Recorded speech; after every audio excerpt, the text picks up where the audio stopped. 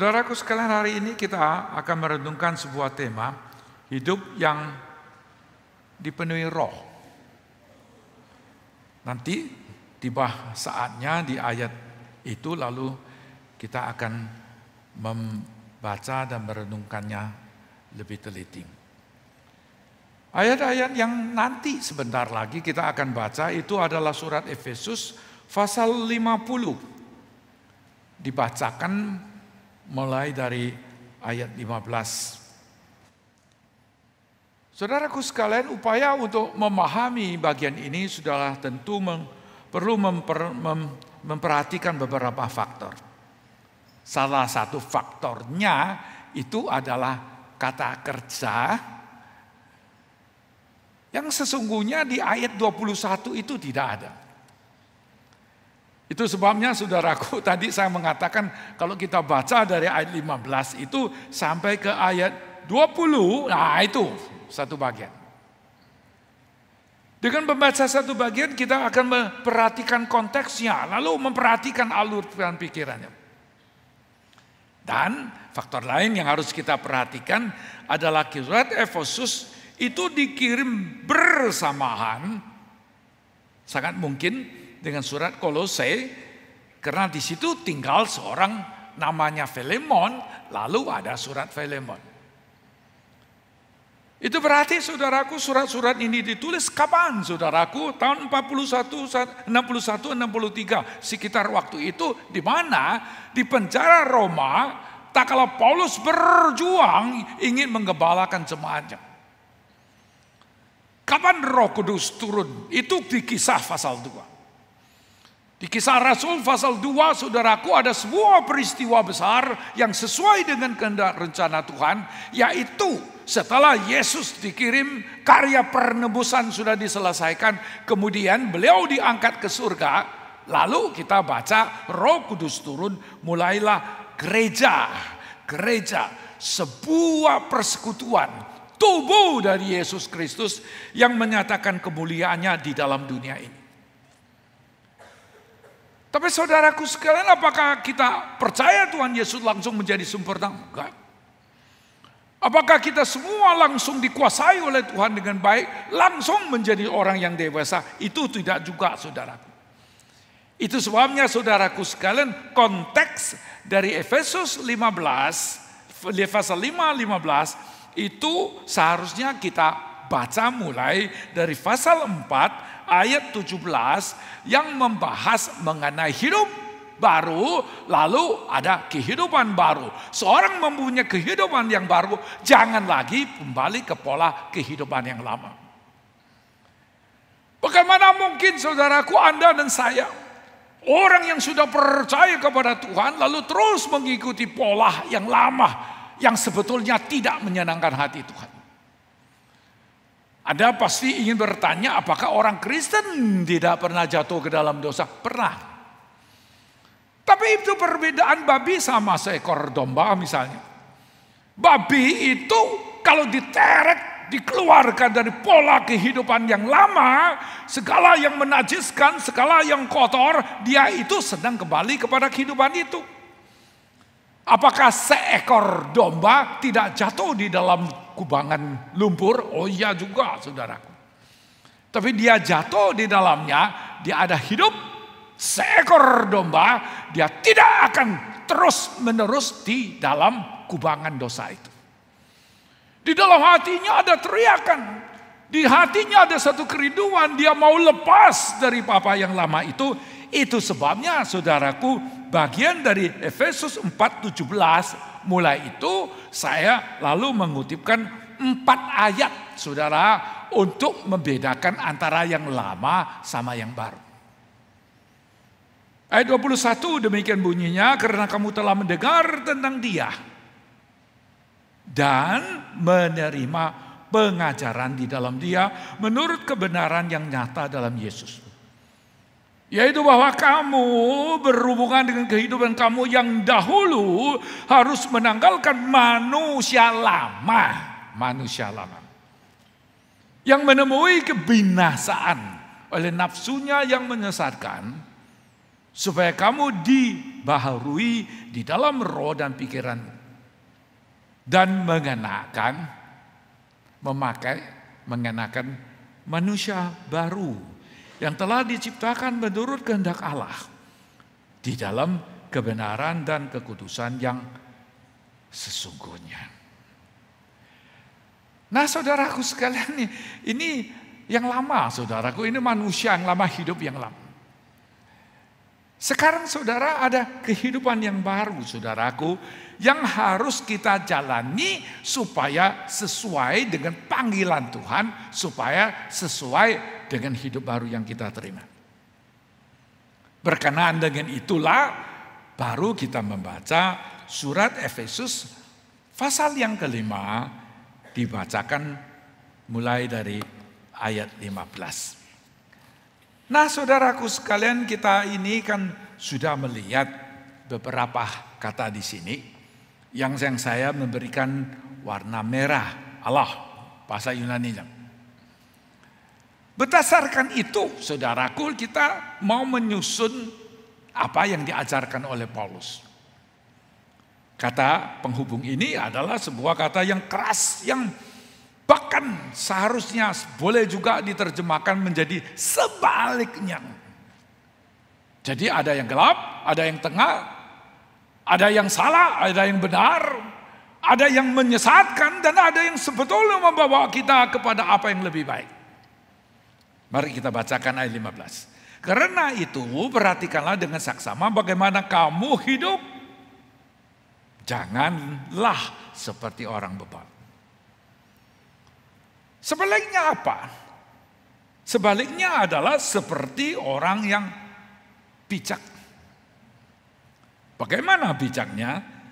Pergunakan waktu yang ada karena hari-hari ini adalah jahat. Ayat 16 itu satu kalimat. Lalu 17 itu satu kalimat. Sebab itu janganlah bodoh. Jangan bodoh. Sebaliknya gimana? Usahakanlah supaya kamu mengerti kehendak Tuhan. Mengerti kehendak Tuhan. Lalu bagian yang ketiga itu mulai dari ayat 18. Janganlah mabuk oleh anggur, karena anggur menimbulkan hawa nafsu, tetapi sebaliknya hendaklah kamu penuh dengan roh, dan berkata-katalah seorang kepada yang lain dalam mazmur, kidung puji-pujian dan nyanyian rohani, bernyanyi dan berlantungkanlah pujian bagi Tuhan dengan segenap hati. Ucapkanlah syukur senantiasa atas segala sesuatu dalam nama Tuhan kita Yesus Kristus kepada Allah dan Bapa kita. Saya bahkan kutipnya bukan dari TB, dari TB2. Jadi TB2 itu lebih baru dari TB. Tapi saya mau terus terang saja atas anugerah dan pertolongan Tuhan, kan saya sudah terjemahkan dari Yunani ke Indonesia. Istilahnya itu PBIK. Itu sebuah istilah mungkin bikin Anda bingung begitu ya. PB itu perjanjian baru. I itu interlineal. Interlineal itu apa? Terjemahan kata per kata Yunani Indonesia. Jilid 1. Jilid 2-nya dan konkordansi perjanjian baru. Jadi ditentukan PBIK. Saudara, kenapa saya sedikit menyimpang begitu? Karena saya tidak bermaksud misalnya saudara mengatakan saya ini lebih hebat atau lebih baik. Tapi saya mau mengajak Anda itu betul-betul bisa menangkapi jalan pikiran daripada Paulus itu. Ajaran Paulus yang di dalamnya mempunyai banyak hal yang indah, yang penting bagi kita. Penting bagi saya juga. Jadi mari kita mau melihat satu perbandingan yang pertama itu. Perbandingan pertama itu dimulai dengan apa, teman? Karena itu. Nah, itu penyambungnya. Karena itu. Apa itu? Di ayat 14, itulah sebabnya dikatakan bangunlah hai engkau yang tidur. Engkau yang tidur. Dan bangunlah dari antara orang mati. Orang yang mati. dan Kristus akan bercahaya atas engkau. Kalau saudara baca ini 15 ayat 14, Anda bisa kaget. Paulus itu tidak sungkan, dia kutip dari kitab Yesaya. Ada beberapa tempat, lalu memberitahu dengan jelas dan tegas, tidak sungkan saudaraku. Kita ini ada kalanya sungkan saudara, orang yang gemuk kita bilang makmur. Anak yang nakal kita bilang lincah. Padahal gemuk ya gemuk, bunguk tidak kurus. Kalau kurus kan gemuk saudara.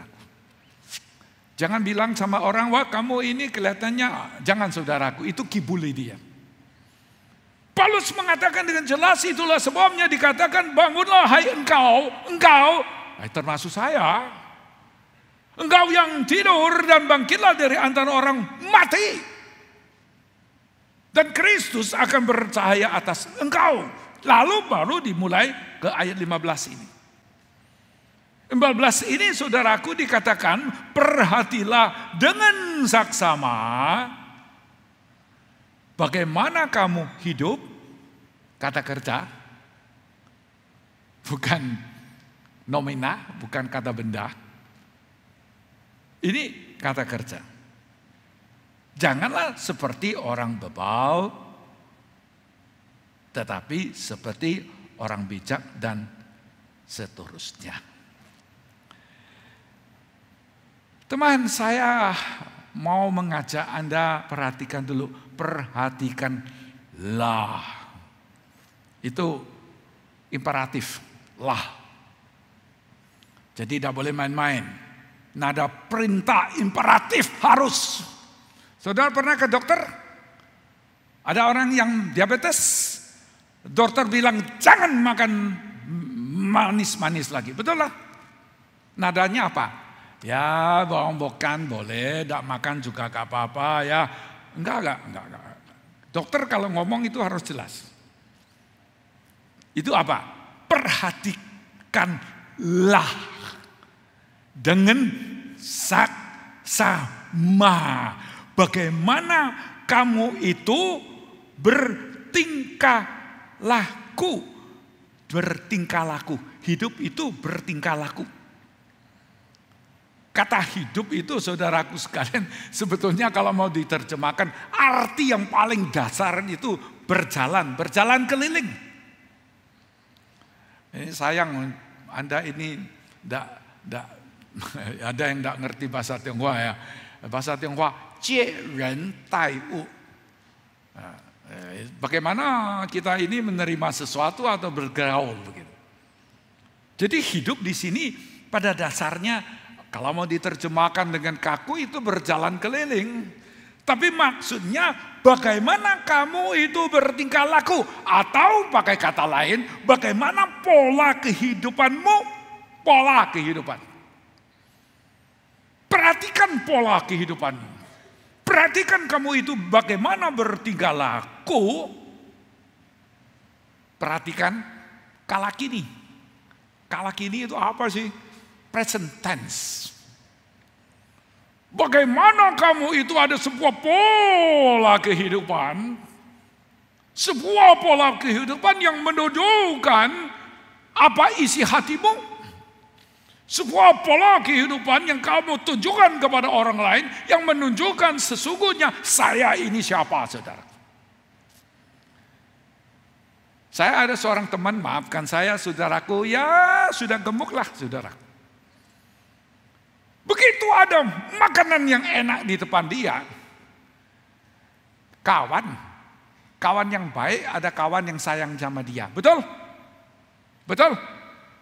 Kawan baik itu apa? Kawan yang baik, yang bijak itu taruh makanan yang enak itu agak jauh sedikit. Betul tak? Kenapa? Dia gemuk kok.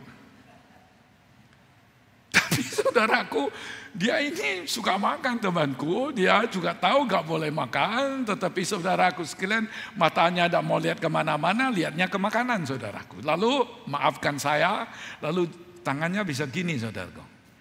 Itu isyarat. Isyarat apa saudaraku? Isyarat Tolong loh, Kak, ini gimana sih makanya geser dekat sama saya. Begitu kan? Ini enggak, saudaraku. Bagaimana kamu hidup? Jangan seperti orang-orang yang tidak arif. Nah, saya mau kutip sebuah ayat untuk Anda, saudaraku. Itu yang terdapat di 1 Korintus pasal 3 ayat 10. Sesuai dengan kasih karunia Allah yang dianugerahkan kepada aku sebagai orang ahli bangunan yang, ini katanya, cakap,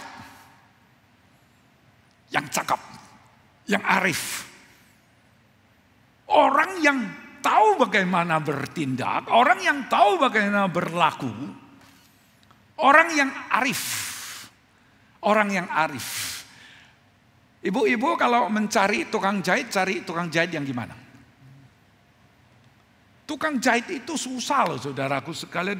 Beda begini, cuma 2 senti udah gak enak. Betul tak?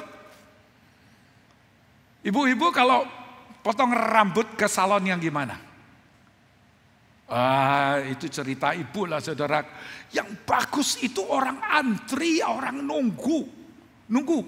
Kenapa nunggu? Kalau dia potong, begitu keluar, rasanya panjangnya, pendeknya pas. Begitu kan, arif. Jadi, saudaraku, janganlah seperti orang yang, saya terjemahkan, arif, yang tidak arif. Kenapa, saudaraku? Karena kata berikutnya itu sesungguhnya kata yang sama, tetapi seperti orang yang tidak arif gitu. Tidak arif. Saudara tidak ngerti bahasa Yunani nggak apa-apa, tapi saya sebuah contoh saudara tahu. Teisme sama ateisme bedanya di mana? Tidak tahu? Ya tidak tahu ya tidak apa-apa juga sih. Teisme sama ateisme bedanya di mana? Alfa, satu kata A. Oke? Betul? Bisa nangkap ini? Ateisme sama teisme beda di mana? Di A. Di alfa. Jadi 2 kata ini kontras. Saya sengaja terjemah gitu di PBIK, saudaraku sekalian. Saya mau menarik perhatian, saya tidak mau pakai kata bebal, saya tidak mau pakai kata bijak, tidak mau. Saya mau memberitahu kepada Anda di sini ada sebuah gambaran yang hitam sama putih. Ayo temanku, hitam sama putih. Yang satu saudara adalah tidak arif. Saudara dengar di bahasa Yunani tidak apa-apa saudaraku. Anda sudah melihat itu sama orang-orang yang arif. Jangan seperti orang yang tidak arif. Jadilah orang yang seperti arif yang buktinya apa? Buktinya pemenang Nobel. Oh, ada. Indonesia belum ada yang pemenang Nobel. Jadi saya yakin GMI Immanueli, ini tidak ada yang pemenang Nobel. Tidak ada, pasti tidak ada. Wong Indonesia belum dapat kok.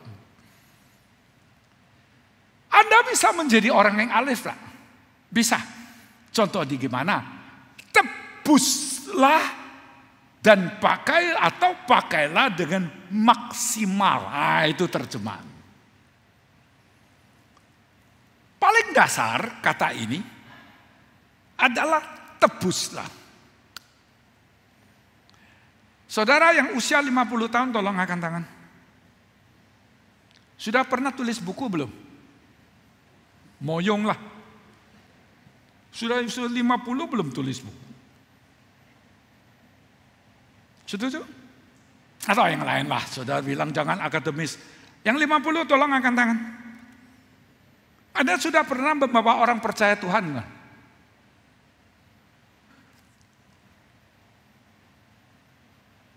Ini maksudnya. Anda sudah sia-siakan sekian waktu. Nah itu arti kata dasarnya. Udah sekian waktu itu menjadi anggota GMI Immanuel. Sekian waktu. Tapi lewat Minggu demi minggu, bulan demi bulan, tahun demi tahun. Anda baca Alkitab. Anda tidak menyelamatkan satu jiwa pun juga. Maka kalau mulai sekarang Roh Kudus menguasai Anda, cirinya apa? Tebuslah.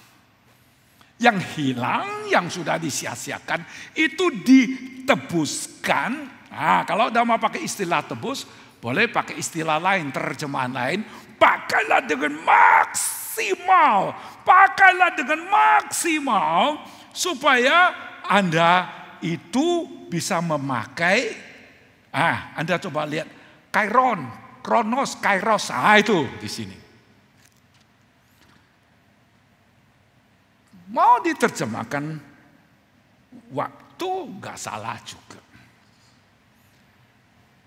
Mau diterjemahkan kairos, kairon di sini.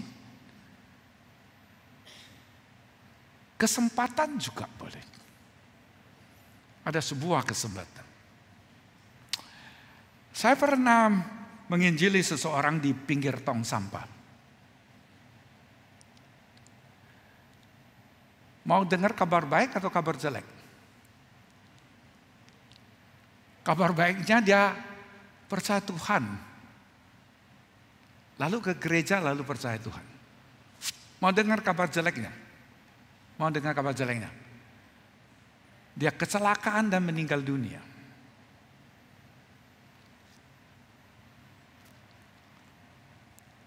Saya bertanya kepada saya sendiri, kalau hari itu saya tidak mengabarkan Injil kepada dia di tong sampah.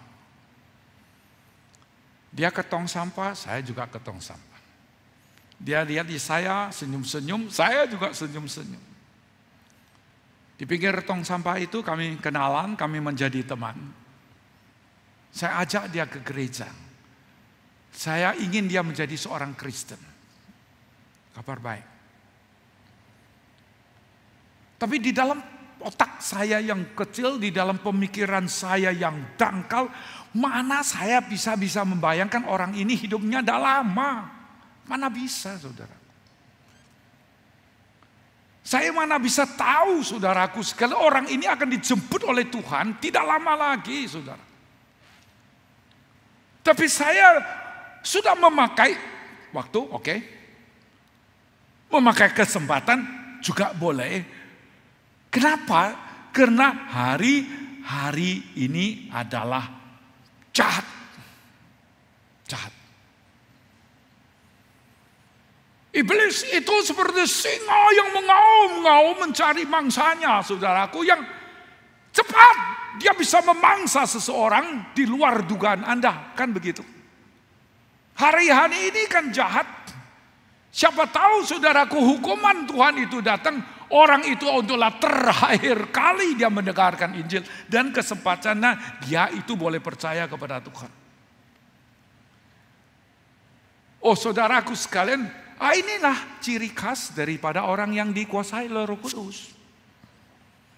Orang yang tahu hidupnya ini singkat, orang ini tahu sesungguhnya dia harus berjuang, orang ini tahu sesungguhnya kesempatan dia itu tidak banyak. Dia tahu harus memakai semua upayanya untuk menebus, memakai dengan maksimal semua waktu yang ada. Dan dia tahu, saudaraku sekalian, kesempatan itu tidak terlalu disediakan kepada manusia.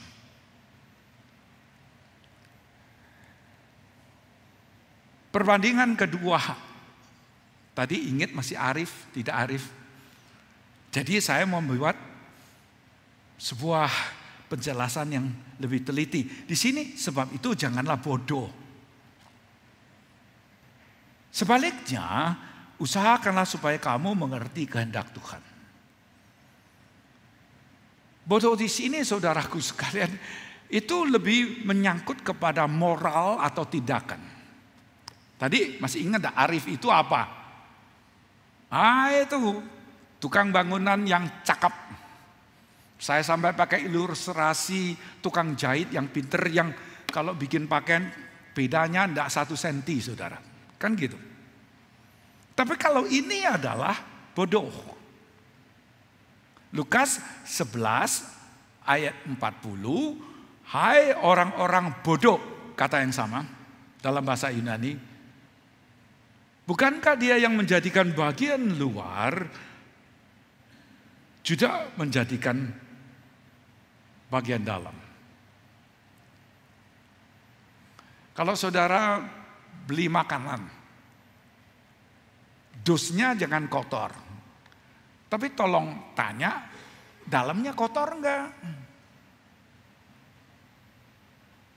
Yang luar penting atau dalam lebih penting? Najis sama kotor sama enggak? Naik kelap, bersih enggak? Saudara enggak tahu, bagus, enggak pernah ke naik kelap. Tapi saya kan pernah dengar naik kelap itu bersih atau enggak bersih? Bersih enggak? Bersih. Najis enggak? Itu soal moral. Ada seorang wanita datang kepada seorang namanya Samson. Saya waktu kecil dengar opera, why, Dalila. Saya tidak ngerti saudaraku. Saudara ngerti nggak? Pernah dengar opera dia mengenai Samson? Why, Dalila. Itu seruan nangis Samson kepada Dalila loh. Dalila, kenapa kamu tipu aku gitu loh. Why, Dalila. Perkataan Dalila itu manis nggak? Teman, nggak manis. Harus belajar sama Dalila kalau ngomong itu manis. Hatinya jahat nggak? Samson saji buta. Yang bikin Samson itu buta dan akhirnya dia mati begitu tragis, seorang wanita itu. Jadi yang luar itu manis, ini dalam. Yang kedua, Lukas 12:20. Tetapi firman Allah kepadanya, hai engkau orang bodoh. Orang ini bodoh atau pintar? Kaya kok bisa bodoh? Kaya. Anda masih, maaf, belum kaya, orang ini sudah kaya, gudangnya gudwe, ya kan? Tapi dikatakan bagaimana kepadanya? Hai engkau orang bodoh, pada malam ini juga jiwamu akan diambil darimu, dan apa yang telah kau sediakan untuk siapakah nanti? Bodoh. Manusia yang tidak tahu kapan dia mati, itu wajar. Tapi manusia yang tidak tahu dia kapanpun mungkin mati, itu namanya bodoh. Masa Anda dan saya tidak tahu ada orang yang tidur, pagi istrinya datang lihat, loh kok kaku? Ada seorang bapak di Jawa Tengah, dia panggil, bu, cepat obat, bu. Dia ada sakit jantung, cepat. Istrinya panggil, ambil obat, sampai dia sudah meninggal. Jadi saudaraku, orang bodoh, jangan menjadi orang bodoh. Jangan menjadi orang yang pinter salon, pinter buat pakaian, tapi bodoh dalam hal moral, dalam hal tindak bodoh. Kenapa? Karena dia itu tidak mengerti kehendak Allah. Saya dicipta oleh Tuhan.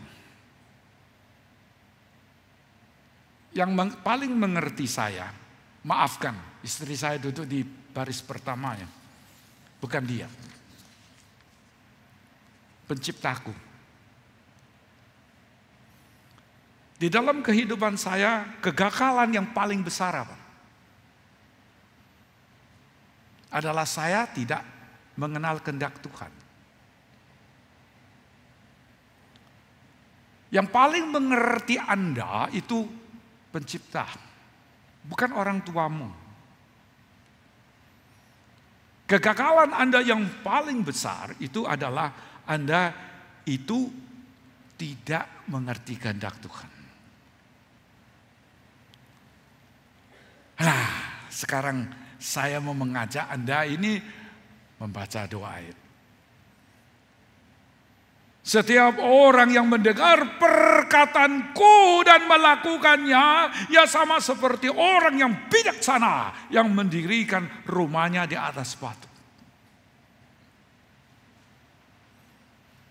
Anda bijaksana, saya bijaksana kalau kita mendengarkan perkataan Tuhan dan melaksanakannya. Pasien itu bodoh kalau dokter sudah bilang jangan makan gula, dia tetap makan gula. Pasien itu bijaksana, saudaraku, kalau dia mendengarkan perkataan dari dokter itu, lalu dia tidak berani makan yang manis lagi. Saya ini bodoh, saudaraku. Dan saya ini gagal kalau satu hari saya tidak mendapatkan pujian ini.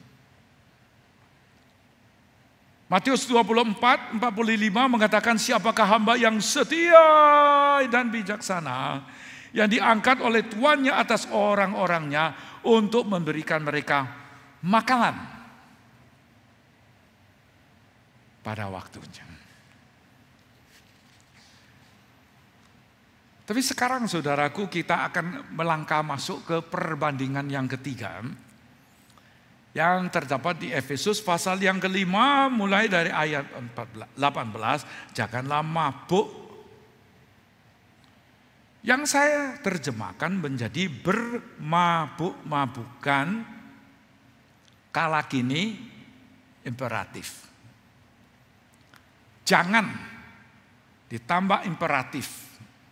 Itu artinya larangan. Gak boleh larang. Janganlah.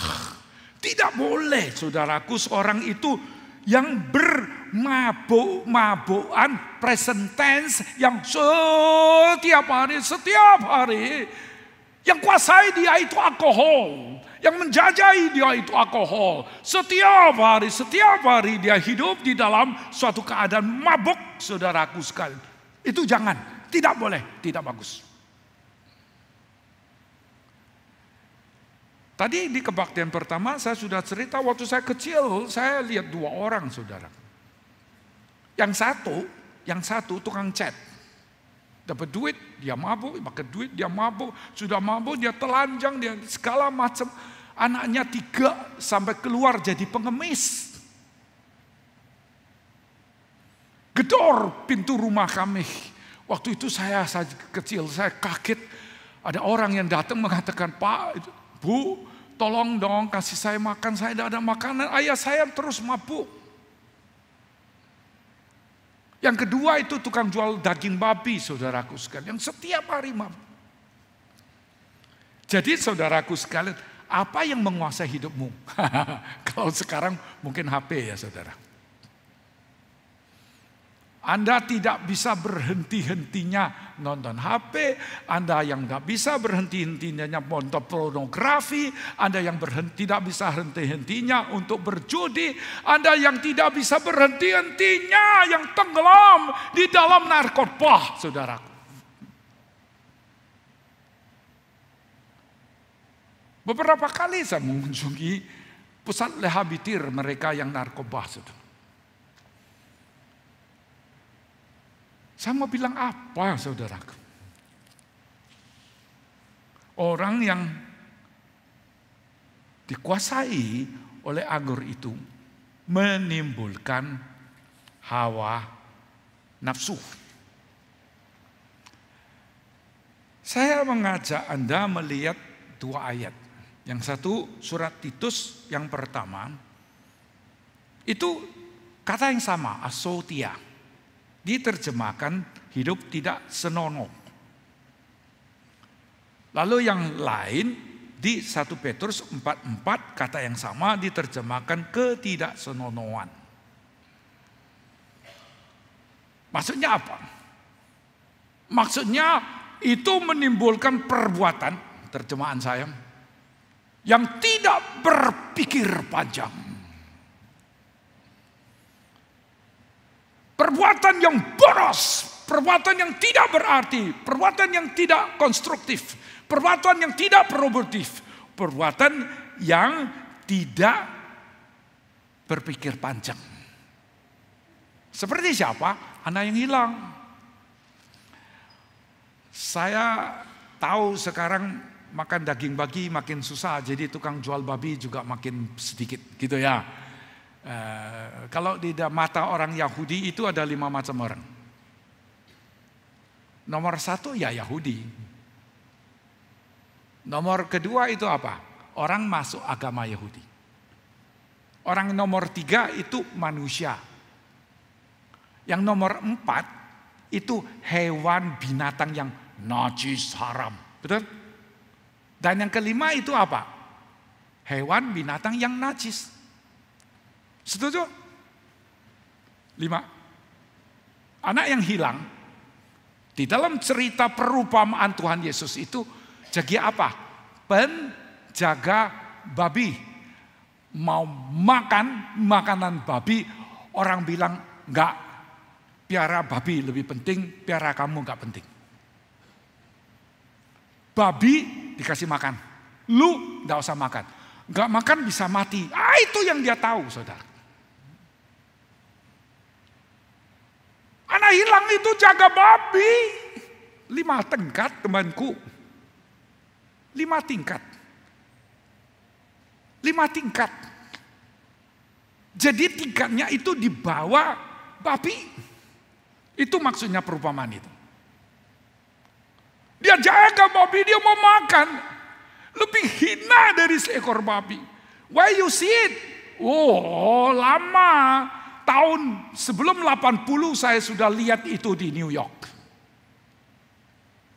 Anda sekarang baru lihat videonya.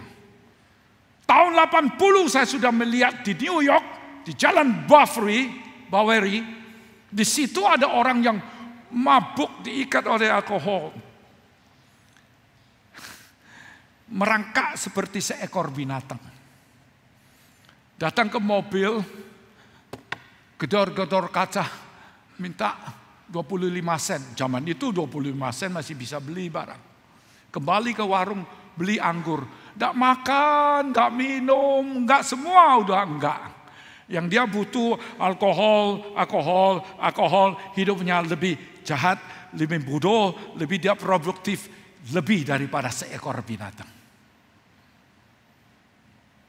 Saya tanya sama teman saya yang membawa saya situ, saya bilang, lalu yang berikut apa?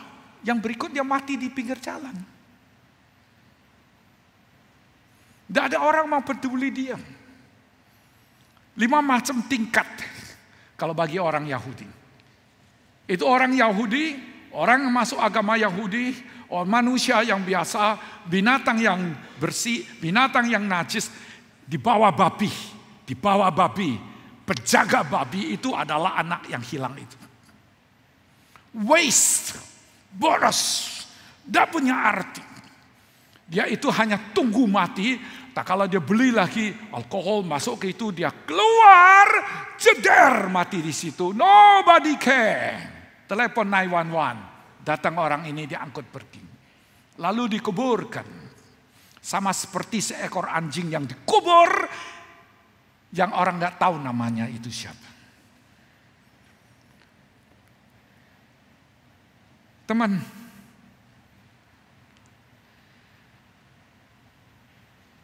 masakan kita manusia hidup model gitu?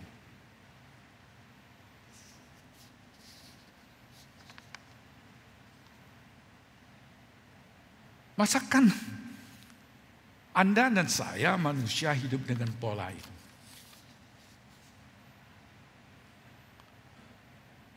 Masakan hidup kita itu mau hidup pola begini. Itu sebabnya orang yang percaya Tuhan dapat hidup yang baru itu sebaliknya itulah kita ini dipenuhi, pasif.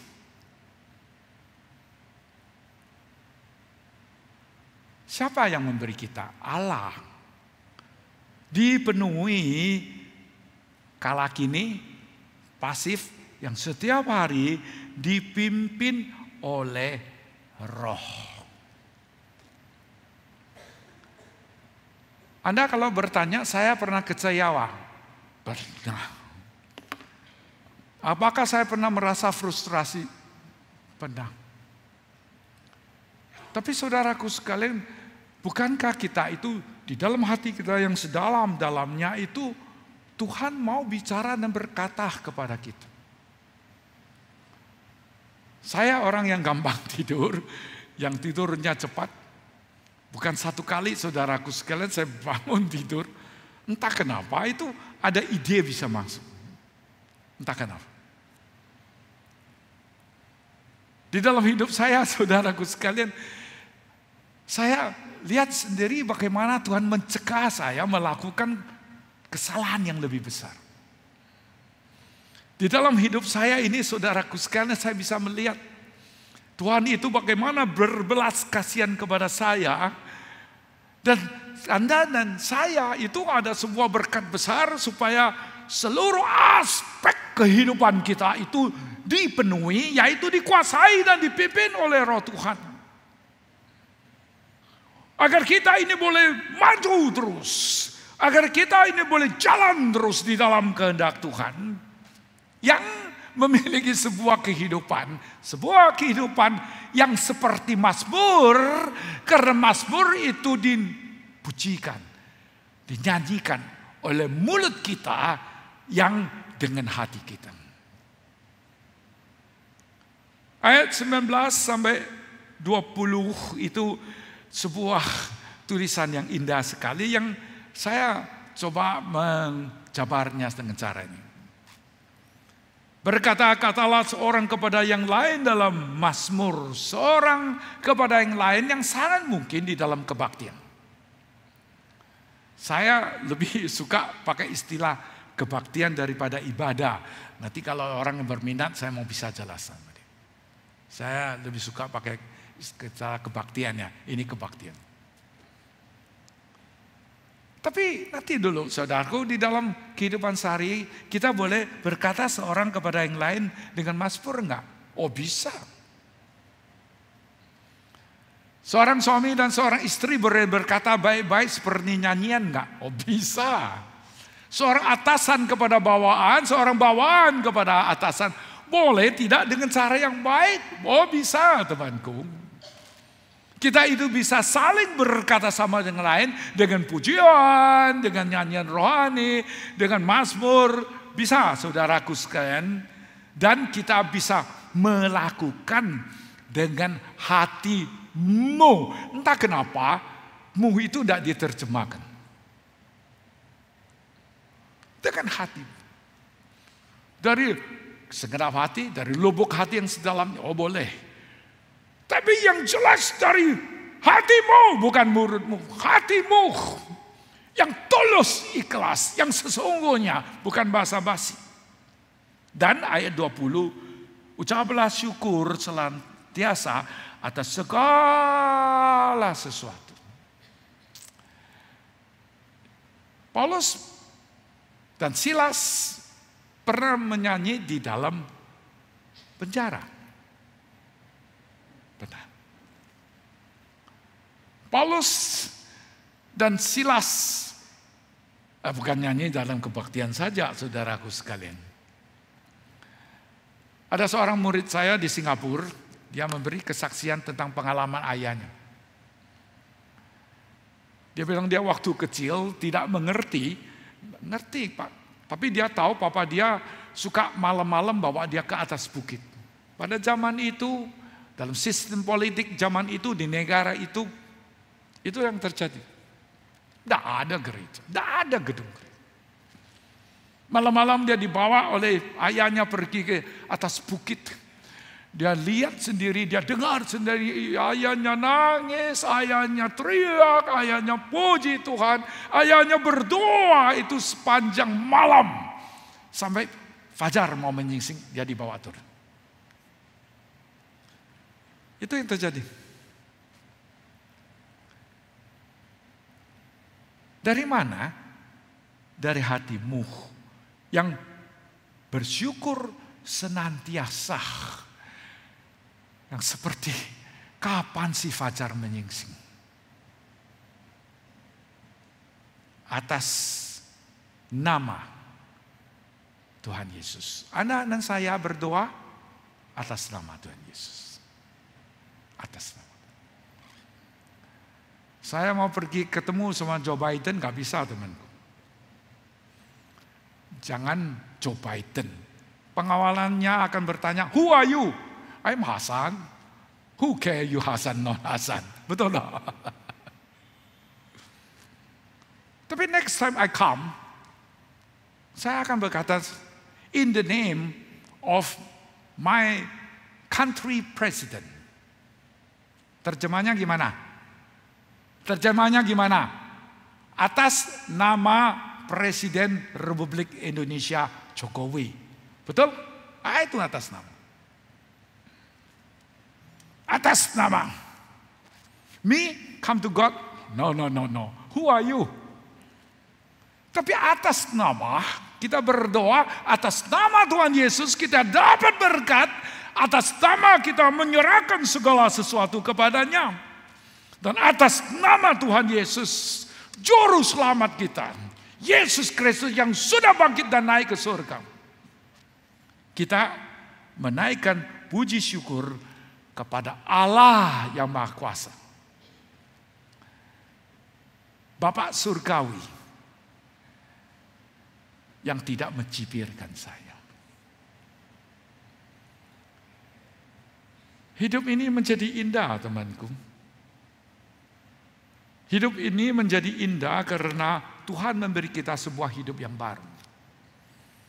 Hidup ini menjadi indah, saudaraku sekalian, karena hidup yang baru ini boleh terus bertumbuh di dalam kehidupan kita.